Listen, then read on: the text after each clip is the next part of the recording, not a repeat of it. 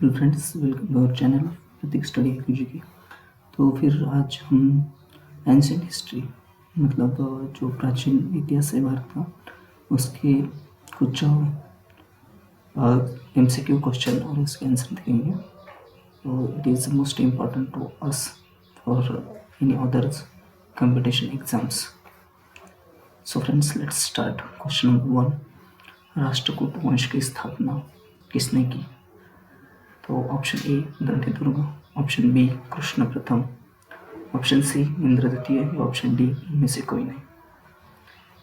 तो राष्ट्रकूट वंश जो है तो उसकी स्थापना दंतेदुर्ग ने की थी, और ये जो स्थापना की थी वो 8वीं शताब्दी में की थी। तो फ्रेंड्स, देखते हैं नेक्स्ट क्वेश्चन। तो यहाँ पर क्वेश्चन नंबर 2, सेन वंश की स्थापना किसने की थी? Option A Ballal Sen, B Hemant Sen, C Vijay Sen या डी शूरसेन।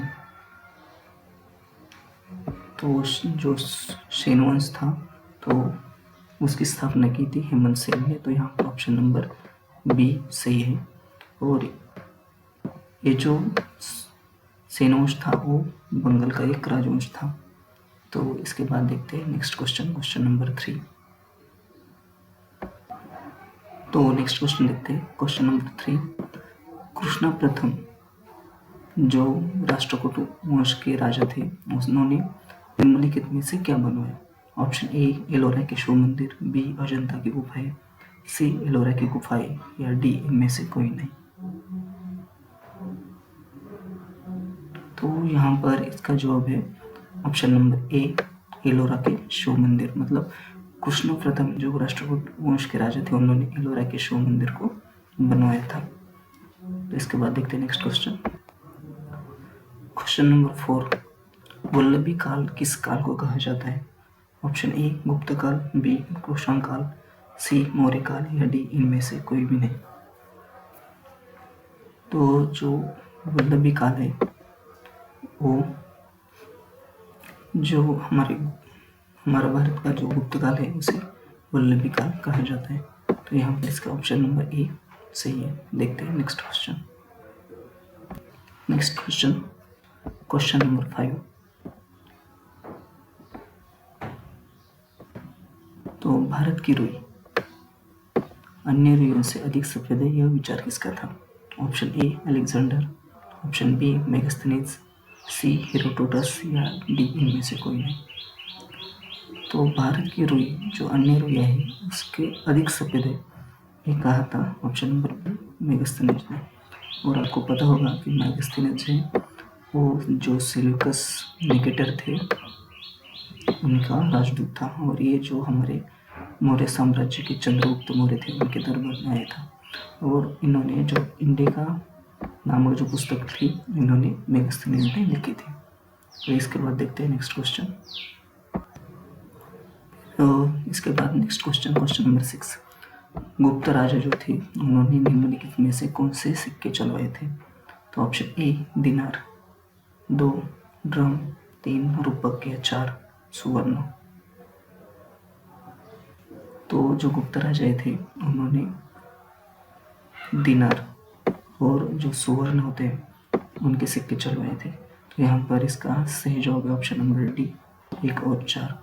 और वैसे आपको बता दें कि जो दिनार होते हैं वो रोमन साम्राज्य की नकल से चलवाया था, जो रोमन साम्राज्य है उनकी नकल से चलवाया था। और जो स्वर्ण यह सोने और चांदी का बना हुआ शुद्ध भारतीय सिक्के थे। तो इसके बाद देखते हैं नेक्स्ट क्वेश्चन, क्वेश्चन नंबर 7, कुषाणों ने किसके सिक्के चलवाए? ऑप्शन ए सोने, बी चांदी, सी तांबे या डी उपयुक्त सभी।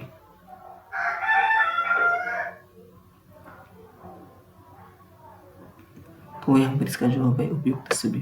तो किसानों ने जो कुषाण थे कुषाणों ने सोने, चांदी और तांबे इन सभी के सिक्के चलवाए थे। और आपको एक बात बता दूं कि कुषाणों को तुषारी लोग भी कहते थे, मतलब कहा जाता था उस काल में। तो देखते हैं नेक्स्ट क्वेश्चन, क्वेश्चन नंबर 8, अंतिम मौर्य सम्राट कौन थे? Option A Ashok, B Brihadratha, option C Samprati, option D इनमें से कोई नहीं। तो जो अंतिम मौर्य सम्राट थे उनका नाम था बृहदत्त। यहाँ पर इसका ऑप्शन नंबर बी सही है। तो इसके जो बृहदत्त के जो सेनापति थे पुष्यमित्र शुंग, जो पुष्यमित्र शुंग थे, इनके मतलब बृहदत्त के सम्राट थे और उन्होंने ही बृहदत्त की हत्या करके अपने जो शुंग वंश थे उनकी स्थापना की थी। तो देखते हैं नेक्स्ट क्वेश्चन। क्वेश्चन नंबर 9, अधिधम्म में कथा वस्तु के बारे में किसने लिखा? ऑप्शन ए अश्वघोष, बी महाकश्यप, सी मोगलीपुत्र तीसरा या डी इनमें से कोई नहीं। तो अधिधम्म में कथा वस्तु के बारे में मोगलीपुत्र तीसरा ने लिखा था। तो यहाँ पर ऑप्शन नंबर सी सही है। और मोगलीपुत्र तीसरा बौद्ध धर्म के भिक्षु और विद्वान थे और जो हमारे अशोक है, सम्राट अशोक, उनके आध्यात्मिक गुरु भी थे। देखते हैं नेक्स्ट क्वेश्चन। क्वेश्चन नंबर 10, किस यज्ञ में वैदिक काल में सुरा का प्रयोग किया जाता था? ऑप्शन ए सौत्रमणि, बी राजसूय, सी पुत्रेष्टि या डी अश्वमेध। तो जो यज्ञ होते थे वैदिक काल में, तो उनमें जो सुरा होता था उसका प्रयोग सौत्रमणि में किया जाता था। तो यहाँ पर ऑप्शन नंबर ए सही है। देखते हैं नेक्स्ट क्वेश्चन। क्वेश्चन नंबर 11, विश्व का सबसे बड़ा महाकाव्य कौन सा है? Option A Ramayana, B Mahabharata, C Veda या डी रामचरितमानस। तो जो विश्व का सबसे बड़ा महाकाव्य है वो महाभारत है और इसकी स्थापना जो की थी वेद व्यास थे, उन्होंने महाभारत की स्थापना की थी, मतलब महाभारत उन्होंने लिखा था। तो जो महाभारत है उसे जय संहिता के नाम से भी पहले जाना जाता था। देखते हैं नेक्स्ट क्वेश्चन। तो यहाँ पर इसका जवाब है ऑप्शन नंबर बी महाभारत। देखते हैं नेक्स्ट क्वेश्चन।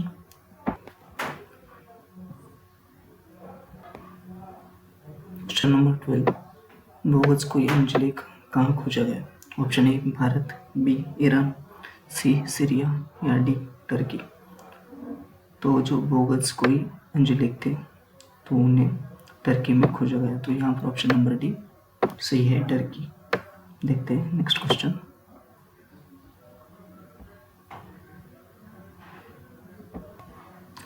क्वेश्चन नंबर 13, अष्टांग संग्रह की इस रचना किसने की थी? Option A Banabhatta, B Vagbhata, C Harsha या डी पाणिनि। तो जो अष्टांग संग्रह है उनकी स्थापना की थी वाग्भट ने। तो यहाँ पर ऑप्शन नंबर बी है, बी सही है। तो जो अष्टांग ग्रंथ है एक आयुर्वेदिक संबंधित एक पुस्तक है, आयुर्वेदिक संबंधित पुस्तक। तो देखते हैं नेक्स्ट क्वेश्चन। क्वेश्चन नंबर 14, 8वीं सदी में त्रिकोणीय संघर्ष किसके बीच था? ऑप्शन ए चालुक्य, पल्लव और पांड्य, बी चालुक्य, राष्ट्रकूट और यादव, सी चालुक्य, परमार और सोलंकी या डी चोल, चेर और पांड्य। तो जो 8वीं सदी थी उसमें त्रिकोणीय संघर्ष था वो option number A Chalukya, Pallava और पांड्य के बीच में था। तो यहाँ पर ऑप्शन नंबर ए सही है। देखते हैं next question. Next question, question number 15, Coromandel शब्द को निम्नलिखित में से किस राज्य के राज्य से लिया गया है? Option A Chera, B Chola या सी पांड्य। तो जो कोरोमंडल है, कोरोमंडल शब्द, तो उस कोरोमंडल शब्द को जो चोल थे, ऑप्शन नंबर बी, इस राज्य से लिया गया है। तो देखते कोरोमंडल क्या है। तो कोरोमंडल हमारा जो ये सपोज ये हमारा भारत है, तो जो हमारा ये जो यहाँ का समुद्र तट है उसे हम कोरोमंडल तट कहते हैं। तो देखते हैं, तो यहाँ पर इसका जवाब ऑप्शन नंबर बी सही है। देखते हैं नेक्स्ट क्वेश्चन। तो फ्रेंड्स यहाँ पर देखिए क्वेश्चन नंबर 16, कौन सा कथन गलत है? तो आपको बताना है कि इनमें से ये जो 4 कथन है तो उनमें से कौन सा कथन गलत है। तो कथन ए, पांड्य वंश की राजधानी मदुरई थी। कथन बी, चेरों की राजधानी वंशी थी। और कथन सी, विदेह राज्य की राजधानी मिथिला थी। या डी कोई नहीं। तो ये जो तीनों जो कथन है यहाँ पर ये बिल्कुल ही सही है। तो इस क्वेश्चन नंबर 16 का जवाब होगा क्वेश्चन नंबर डी। यहाँ पर कोई भी कथन गलत नहीं है। देखते हैं next question. Question number 17, Rigveda का एक मंडल किसके लिए समर्पित है? ऑप्शन ए अग्नि, बी वरुण, सी इंद्र या डी सोम। तो जो ऋग्वेद का एक मंडल है तो ऑप्शन नंबर डी सोम के लिए समर्पित है। तो यहाँ पर ऑप्शन नंबर डी सही है। देखते हैं नेक्स्ट क्वेश्चन। नेक्स्ट क्वेश्चन देखते हैं क्वेश्चन नंबर 18, जो विक्रमशिला विश्वविद्यालय था वो किस गांव में था? तो इसका जवाब है विक्रमशिला विश्वविद्यालय अंतिचक गांव में था। ऑप्शन नंबर ए। तो जो विक्रमशिला विद्यालय था तो वो एक प्राचीन भारत का एक सर्वश्रेष्ठ विश्वविद्यालय था। इसकी स्थापना पाल राजा धर्मपाल ने की थी और इसे बख्तियार खिलजी ने इसे नष्ट कर दिया था। तो यहाँ पर इस ऑप्शन नंबर ए अंतिचक से है। देखते हैं next question. Question number 19, Mahayana बौद्ध धर्म ग्रंथों में भविष्य बौद्ध किसे कहा गया है? Option A Krakuchanda, B Amitabh, C Maitreya, D Kanaka Muni. तो जो महायान बौद्ध धर्म में बौद्ध धर्म ग्रंथों में भविष्य बौद्ध ये मैत्रेय को कहा गया है। तो यहाँ पर ऑप्शन नंबर सी सही है। देखते हैं नेक्स्ट क्वेश्चन। तो देखते हैं यहाँ पर नेक्स्ट क्वेश्चन नंबर 20, किन दो वंशों ने राष्ट्रकूटों के साथ उत्तर भारत का राज्य संभाला? ऑप्शन ए प्रतिहार और परमार, बी प्रतिहार और चंदेल, सी प्रतिहार और चोल या डी प्रतिहार और पोल। तो राष्ट्रकूटों के साथ उत्तर भारत को राज्य संभालने वाले प्रतिहार और पोल थे। तो यहाँ पर ऑप्शन नंबर डी सही है। तो फ्रेंड्स देखते हैं, जो 8वीं सदी में राजपूत काल में भारत में 3 वंश प्रमुख थे। जो उत्तर भारत है उसमें गुर्जर और प्रतिहार, बंगाल में पाल वंश था और दक्कन में राष्ट्रकूट वंश था। देखते हैं नेक्स्ट क्वेश्चन। क्वेश्चन नंबर 21, नाभि वर्ष किस देश का ऐतिहासिक नाम है? Option A Bharat, B Myanmar, C चीन या डी मिस्र। तो जो नाभि वर्ष नाम है वो हमारे भारत के प्राचीन ऐतिहासिक नाम था। तो जो जैन तीर्थकार थे वृषभदेव, उनके पिता जो राजा नाभि थे, उनके नाम पर हमारे भारत देश को नाभि वर्ष नाम दिया गया था। तो यहाँ पर ऑप्शन नंबर ए सही है। देखते हैं नेक्स्ट क्वेश्चन। तो फ्रेंड्स नेक्स्ट क्वेश्चन नंबर 22, निम्नलिखित कथनों पर ध्यान दीजिए। कथन ए, अंडाल एक महिला संत थी जिसकी रचनाएं व्यापक रूप से गाई जाती थी। और कथन 2, कराइल अम्मा ये यार शो के भक्त थे जिन्होंने अपने लक्ष्य को प्राप्त करने के लिए अत्यधिक भक्ति के मार्ग को अपनाया था।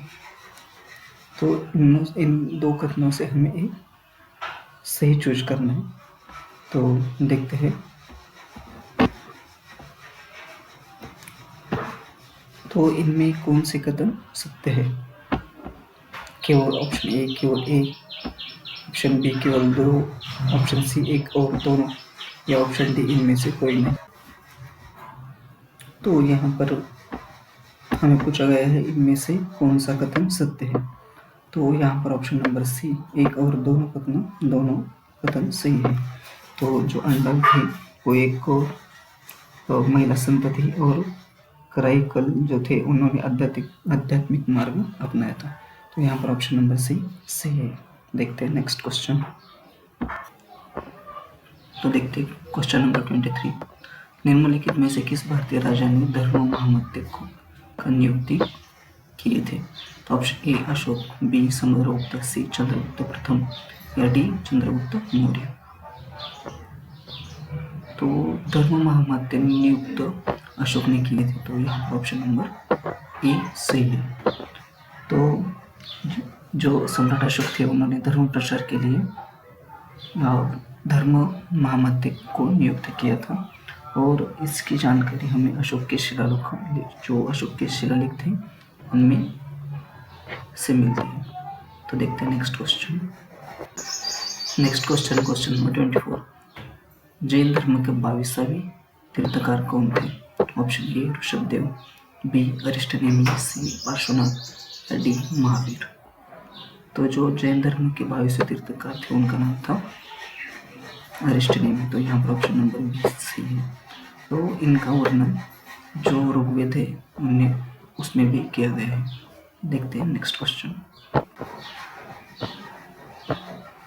क्वेश्चन नंबर 25, मातृनामा किस वंश के शासकों द्वारा शुरू किया गया? तो आपको बता दो मातृनामा किसे कहते हैं। तो अपने नाम के आगे पिता के नाम की वजह माता का नाम लिखना इसे मातृनामा कहते हैं। और यहाँ पर इन्होंने ऑप्शन दिए हैं, option A Maurya, B Gupta, C Satavahana या डी कन्नौज। तो मातृनामा जो शुरू किया गया था तो वो सातवाहन वंश के राजाओं ने शुरू किया था। तो उदाहरण के तौर पर जो सातवाहन वंश के जो सातकर्णी थे उन्होंने अपना नाम गौतमीपुत्र सातकर्णी ऐसा लिखा था। तो फ्रेंड्स आज हमने 25 क्वेश्चन देखे, तो आशा करता हूँ आपको अच्छे लगे। So all the best of luck for your exams and thanks for watching.